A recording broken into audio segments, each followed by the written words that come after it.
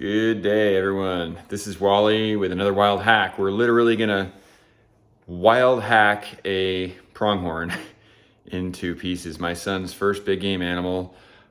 He's gonna help me process it, and I'm gonna walk through just some of the bullet points and show you some basics on how to make this happen relatively efficiently in your own kitchen. We'll get started now. For starters, I've got a cooler with lots of ice in it, and the goal is you want this to sit under 30 degrees or under 40 degrees. You don't want it to freeze, but getting it under 30 or under 40 is the key. There, you can see it's dropping. That's going to make sure that you don't have bacterial growth.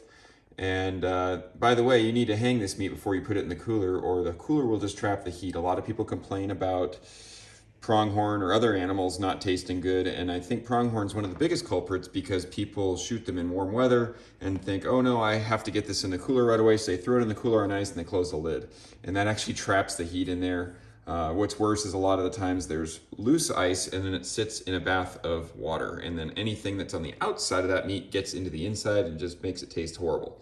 So let it cool, let it air dry. I keep it out overnight the first night after shooting it, even if it's warm during the day. Hang it in the shade, let it cool off at night, then throw it in the cooler on top of either a bed of ice so that it's not sitting where it can get wet, so it's not like, you know, on the bottom of the cooler. And then I even throw some jugs on top. So we've had that pronghorn sitting in the cooler for 2 days. I like to let the meat chill for at least a couple days before butchering it on the bone. What that does is it allows the meat to go into contraction, the rigor mortis phase, while it's on the bone, which does not allow it to actually, the meat to actually bind up like a, you know, like a muscle if you're flexing your muscle. The bone keeps it lengthened, and that makes a much more tender cut of meat than if you were to, say, debone it in the field or get to butchering right after you shot it. I like to let it sit on that bone, and that's, you know, that's basically what dry aging is. They hang the meat inside a cooler, let it age, and it tenderizes the meat. In this case, we're not going to let it sit for weeks. But I think at least a couple days, once it's gone into rigor, if it's rigor mortis, once it's, if it stays cold during that time, you're gonna have a much more tender piece of meat than if you just take it right off the bone right away. It's worth the extra pack out weight, in my opinion. What I start with here is the knives that I'm going to be using on this process. I have my field knife, which I like to use for anything where I need to get into the bone and potentially use a much thicker blade so I don't potentially bend or dull it easily. I have the fillet knife, which helps to take really thin pieces of connective tissue off of a surface, kind of like if you were filleting a fish or taking the skin off a fish. It's flexible, it's really light, very delicate knife, gets in, and that way you don't waste as much meat. And then this is an all-purpose, boning-oriented sort of Japanese style knife, and I like to use this for slicing and taking out connective tissue that is more thick and burly than if I was doing a fillet type thing.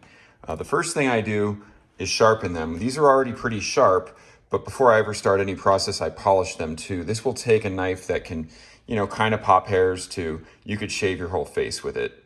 I use a little bit of this polish here. This is sort of like a rubbing compound that you rub onto a leather stroping device. This is the Ken Onion Work Sharp Sharpener. And you can just use actually a belt.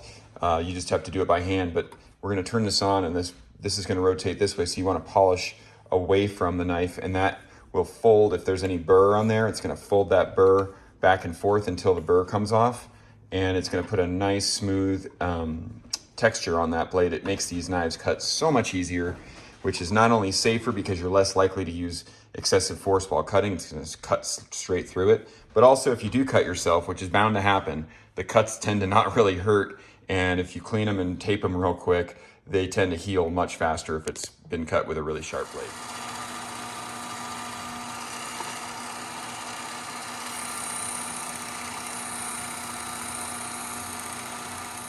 By the way, if you're curious what I have here, I'm a little bit of a knife geek. This is a Lion Steel M390 field skinning blade. I think it's the M4, I believe. And I replaced the handle on it with an orange handle that I shaped so I could see it well while I'm in the field. I can do a whole elk in the field and at home without sharpening, as long as I just do a stroke in between. This is the Benchmade Meat Eater boning knife, which is really more of a fillet knife, which is just a wonderful blade. It also holds up the whole time I do an elk. And then this is the Fuji series by Shun. This is a really nice stainless Damascus Japanese knife. And I didn't always have such knives. Just 1 year it hit me, I needed to upgrade. And just coincidentally, one of my best friends bought me this at literally the same day that I put this on order for myself. So I ended up with two really, really nice high-end boning knives, and I love them both equally in their own ways. But I can't say enough great things about having the right knives and keeping them sharp. So here we have the elk back straps and the tenderloin. And I'm starting with these just because I like to get in with the easy stuff. These are relatively easy to process. You can tell there's probably, I don't know if you can see it, there's a little bit of hair here and there. I try to minimize that as much as possible. And that's actually one of the reasons, again, why pronghorn is a tough animal to keep fresh, because their hair just falls out so easily. And just imagine anything that's on the outside of the animal that touches the meat's now going to taste like what that was on the outside of the animal. So you want to try to keep that animal as clean as you can and the meat as clean as you can. What I'm going to do is I'm going to pull off, all the pieces of hair that I can. And really a trick to this, sometimes the hairs just keep sticking to your gloves or you can't get a grip on them. Take a paper towel and it'll grab anything. Use paper towels to pull it off. Just throw it in the sink. And notice I have this on this cutting board. This is gonna be like my rough cleaning cutting board so that any contaminants that are on here stay here. And then I'm gonna put the meat there for the final processing. And then periodically I'll clean these cutting boards just to make sure they have a fresh surface to get at it again. Okay, those are clean. As far as I can see, no more hair.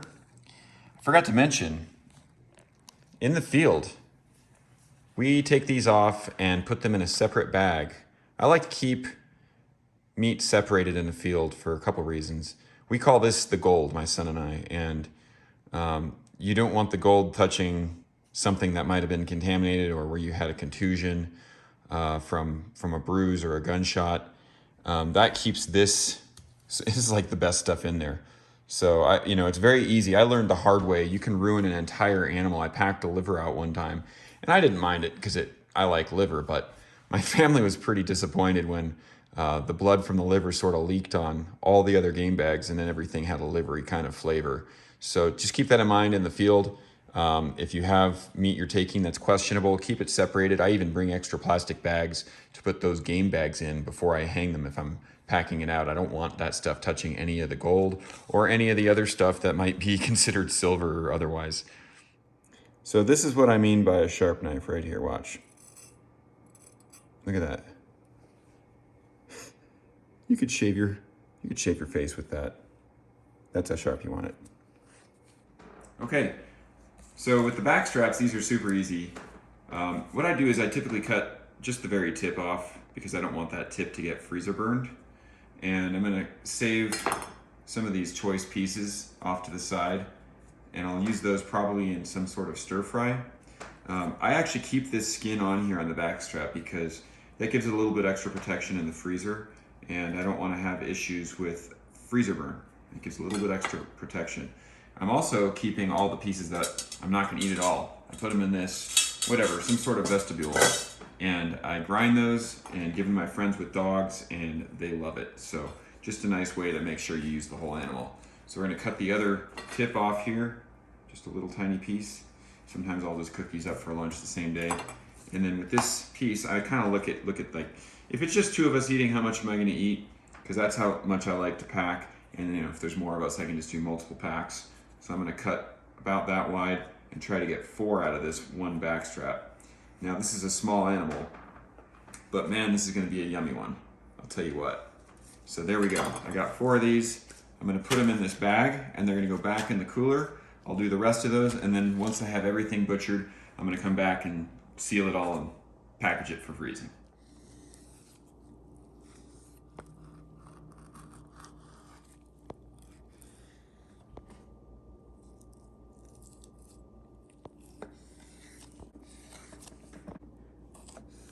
So I have 2 handfuls of meat that I'm going to separate from those steaks. This is sort of the trim, and this would make a really nice stir fry. I'll probably freeze that, or I'll have it tonight. These are the tenderloins, and that is the very first thing I eat in an animal because they just dry out. I would not freeze the tenderloins. So we'll probably have lunch out of these today.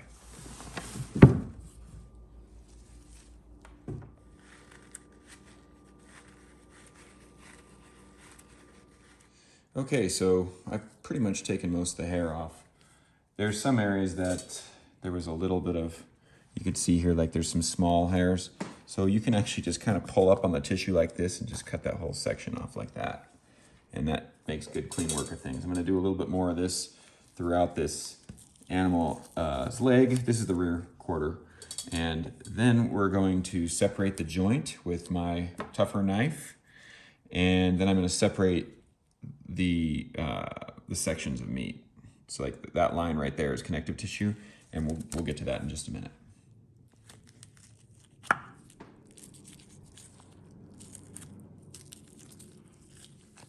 Okay, so I have the back separated. You can see where that joint needs to be cut. Right here, there's like the knee, so I'm just gonna slice into there.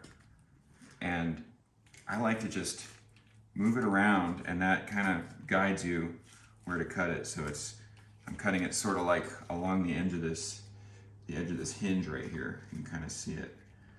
And just, you're not using a lot of force. You never want to use force. That's how you hurt yourself. Just wiggle it through. Done. Okay, so I've already started to fillet some pieces off here, and I'm just going to take off pieces that I wouldn't want to eat, because you could get really obsessive about taking all this outer connective tissue off, but the fact of that is you're going to lose a lot of meat. Now, if your meat is questionable, or if it got dirty, you might need to. See, that's kind of like a dirty spot right there. Just cut that off. And I've, like the elk that I shot during archery season, there was flies. There was like hundreds of flies while I was field dressing it, which really sucked. And I was worried about eggs and maggots and all that. So I literally like took all of this skin off of every single piece of outer exposed meat. It was 20 pounds of trim that I took off, but I just didn't want to take a chance. The dogs were super happy. But in this case, this pronghorn is it was pretty clean. So I'm just gonna selectively take a few pieces off that I don't wanna have in my stomach, and the rest of it is going down the hatch. So time to start separating these pieces. And actually I'm gonna use this. I like a little bit pointier tip for this. It just gives me a little bit more control. You can see we're just separating that muscle group. I always start with the most obvious one. You can see that once you get it started, you can actually get your fingers in there and pull it apart. And the more, oh crap. Well, after a little accident with my favorite knife, lesson learned, don't start pulling muscle groups apart with the knife on the same cutting board. Got myself pretty good. After a good soak in hydrogen peroxide and wrapping it with leukotape, I'm back in business. I'm glad, ironically, the knife is sharp because it doesn't really hurt and it's sealed up pretty good.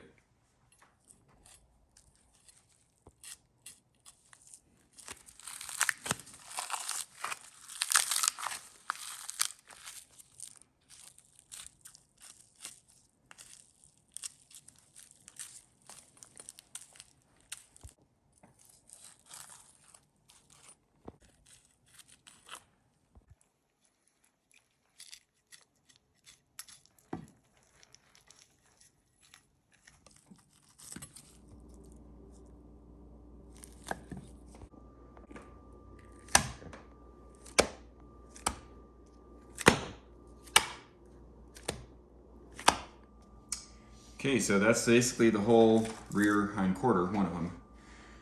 These are the roasts. This is the sirloin. That's typically the last thing I cut off. And on bigger animals, I'll cut these into steaks. I might actually just keep that a roast. That would be a really nice roast. The sirloin, if you've taken good care of the meat, they taste just as good as the back straps. And especially if you let it cool off and age a little bit on that bone, like I mentioned earlier, it'll be just as tender. This is, I don't know. This is either London broil or round or something like that. They kind of go in the same category for me. They taste good. They're a little bit tougher than the sirloin. I always make steaks out of those as well. In this case, I might just cut that in half and then it'd be good cubed for like a stir fry or something. This is this one. We call this the po' boy. It's actually, it looks a lot like the filet and it tastes a lot like the filet. It's very lean, very light, and very tender.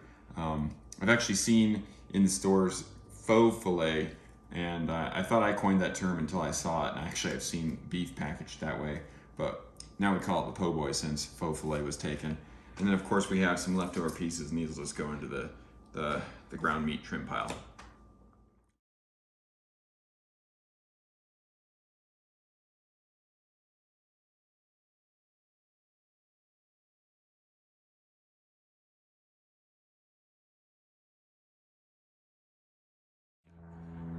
All right, this piece here is the shank, one of the shanks. We get 4 of these per animal. And I'll tell you what, my favorite way to eat these is braised really slowly. Number 1 way to do that, in my opinion, is osso buco. Osso! Buco! Unfortunately, I'm the only one in my family that likes osso buco or braised shanks. So we're just gonna debone this, turn it into hamburger meat, and save the bones, because I have something else for you on that. We're gonna make bone broth. Little technique on deboning, how I'm holding the knife, kind of choked up on it, not back here, no control. We have a lot of tip out in front of us. You can choke up, that's why there's that little finger notch there. And really lightly, we're not trying to cut into that bone. That's gonna dull our blade. We're just kind of peeling the meat right off the bone. Okay, so I did the other rear quarter without filming it because it's basically the same as what you already saw. Now we're on to front shoulders. If this was a bigger animal, I would probably do my best to try to preserve this piece right in here and this piece right in here. These make really nice shoulder roasts, especially if you let the animal cool and age a little bit on the bone, because this meat has nowhere to go. It's attached to bone on both sides, so it gets really tender. In this case, it's a small animal. I'm just gonna turn it all on the ground. So I'm gonna basically cut out these, there's a bone right here. We're gonna cut along it right here. All right, just kind of run that knife blade like that. And then on the other side of it as well. Okay. And it doesn't have to be perfect in this case because I'm gonna turn this into grind. So now I did that on both sides. The next thing you're gonna do is come in like this, but I'm gonna go ahead and separate these joints first before I do that.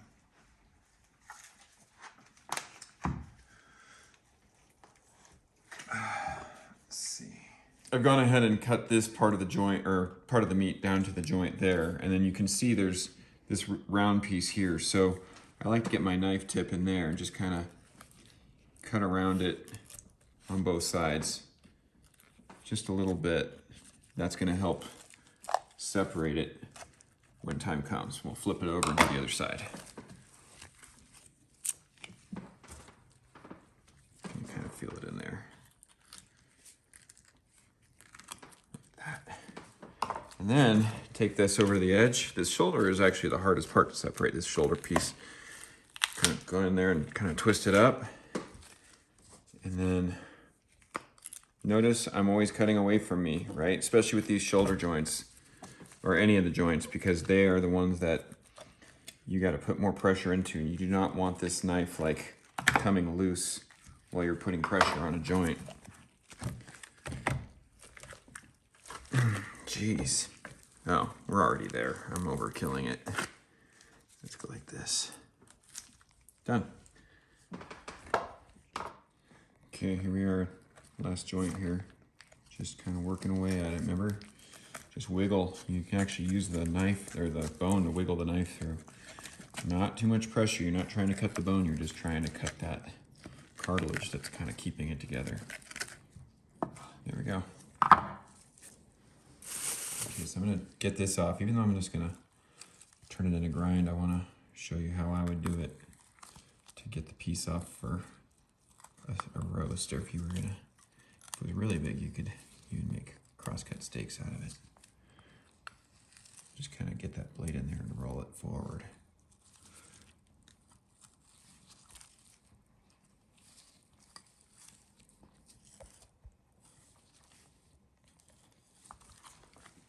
I'm going to come back here.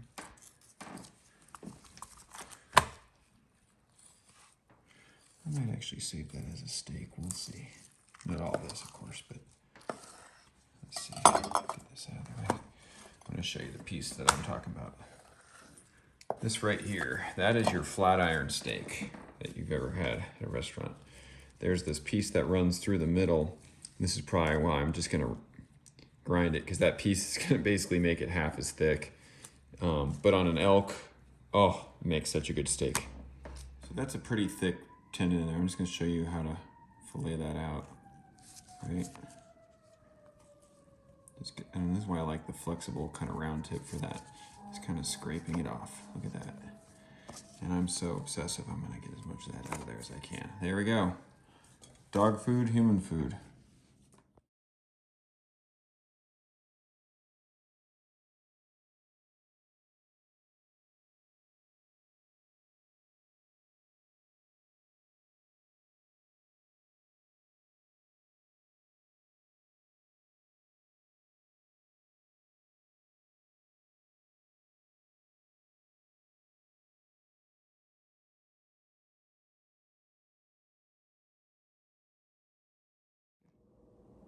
Okay, so we have an exit wound here. My son, perfect shot, hit it in the heart, dropped it immediately, and then it passed through.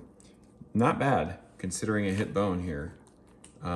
There's fur on the inside, so we're definitely gonna cut out that little area. But I wanted to show this because this is using a solid copper bullet.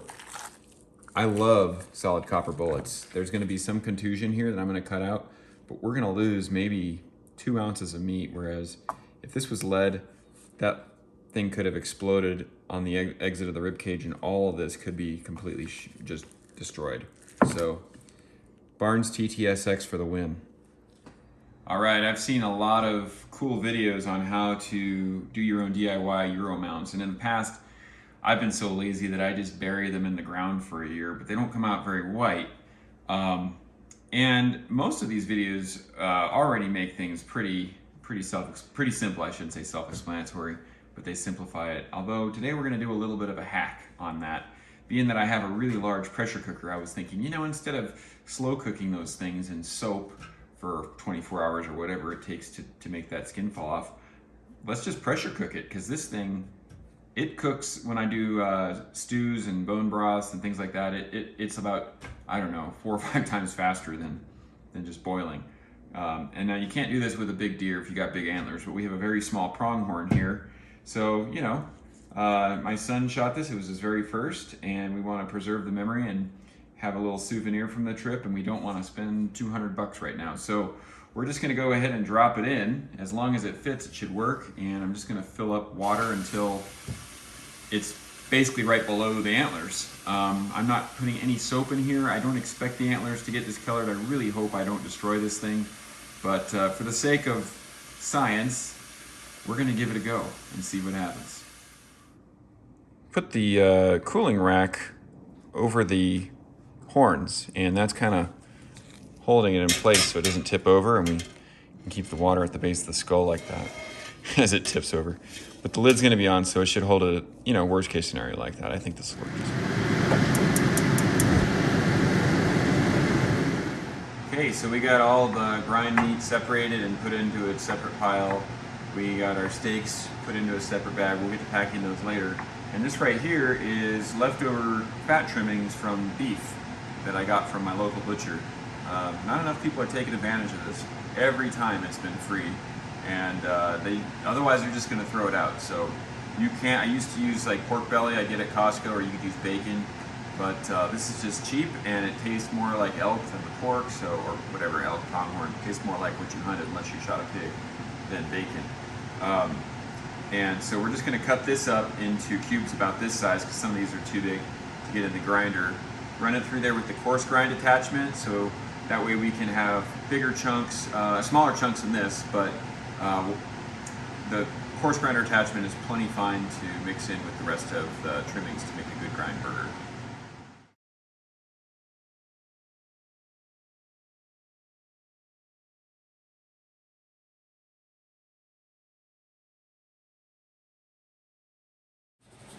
I feel like it's time for a near beer. Child, bring me a bloody near beer.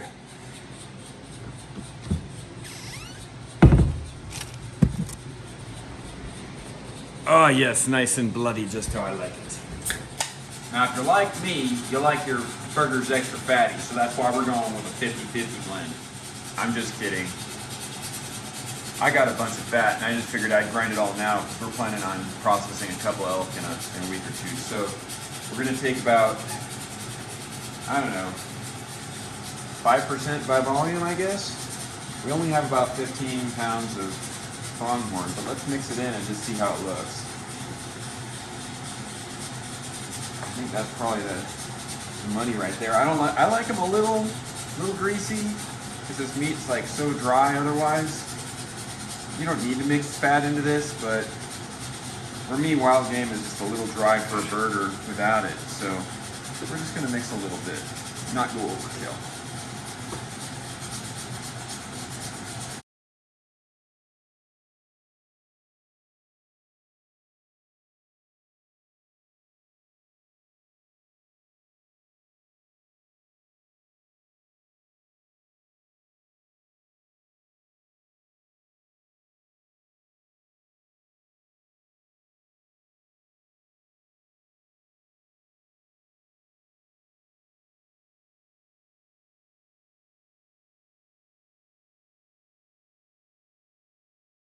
Before I put this away, I just wanted to shout out to Lem, the brand that makes this meat grinder. It's just a piece of art. It's made out of stainless steel. All the parts are stainless. And then whether you have a Lem or not, you can buy this little foot pedal switch by Lem. It's made in the USA, and that makes it super convenient to turn on while you're grinding into those meat bags and let it turn off as opposed to hitting the switch with your hand. I also recommend that steel tube that I was using. It came with a plastic one and that thing cracked, and the steel tube not only is sturdier, it's also bigger, so it's much faster. Okay, moment of truth. Let's see if pressure cooking ahead works. I mean, I did it super lazy style with the fur on and everything. It's gone. Just kidding, it's not gone. Okay. Looks like it worked. I can see like stuff is falling off. Ah, well, that might be how it's supposed to go with these guys. We'll just clean those out and glue them back on when it's done. I guess I'll have to beat that part out. But yeah, it looks like, I mean, everything's falling off the way it would if I slow cooked it. It took an hour and a half, not 5 hours. So, cool.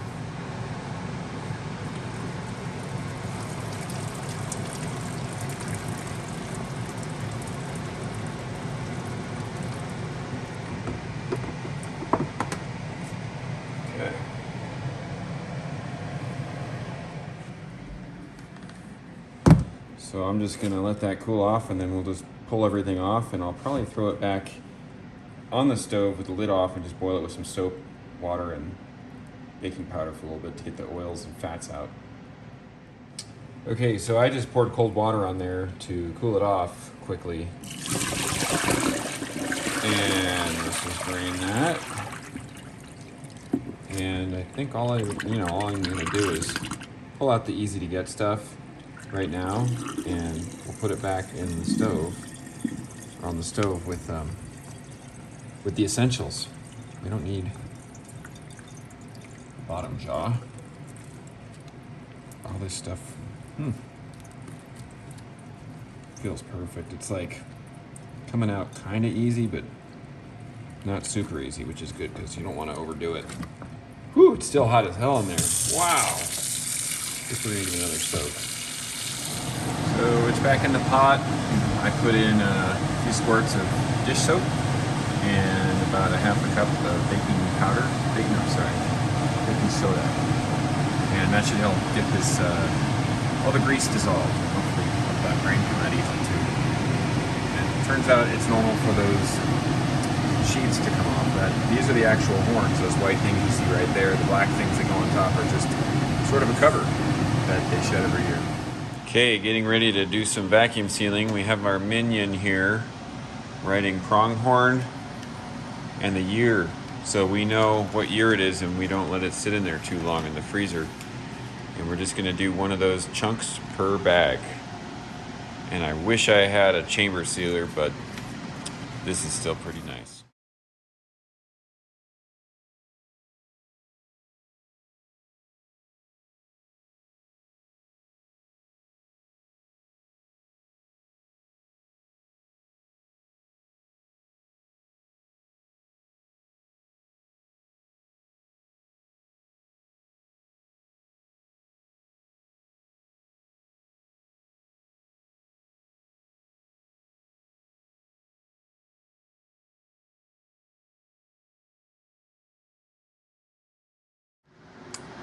There we have it. Looks like more, but it looks like more than 30 pounds, but it's about 30 pounds. Good job, Reed. Super proud of you, buddy. It's gonna be yummy, especially when we eat one of these sirloin roasts on Christmas. So that was a pretty small pronghorn, but it's gonna be yummy. 30 pounds, and you know what? That was a small buck. Last year I shot a doe and we literally got twice as much meat. Some of those does are big because a lot of times people are hunting for does, they're not looking for the big does. So personally, I like pronghorns like a delicacy to me. If you treat it right, it is delicious. So my favorite pronghorn to hunt is a big doe. There's lots more big does than big bucks, and you can get those tags more frequently. But we're gonna enjoy this one for sure. If you guys enjoyed that video, I have more coming. We're gonna finish that Euro mount, and at the end of the season, we're gonna be cutting up the bones and making bone broth, doing some roast bone marrow, and we'll show you how to do that. So if you like the video, please like, subscribe, and even if you just wanna make fun of my Amish beard, put some comments below. I'd love to hear from you. Thank you. Nothing like another bloody near beard.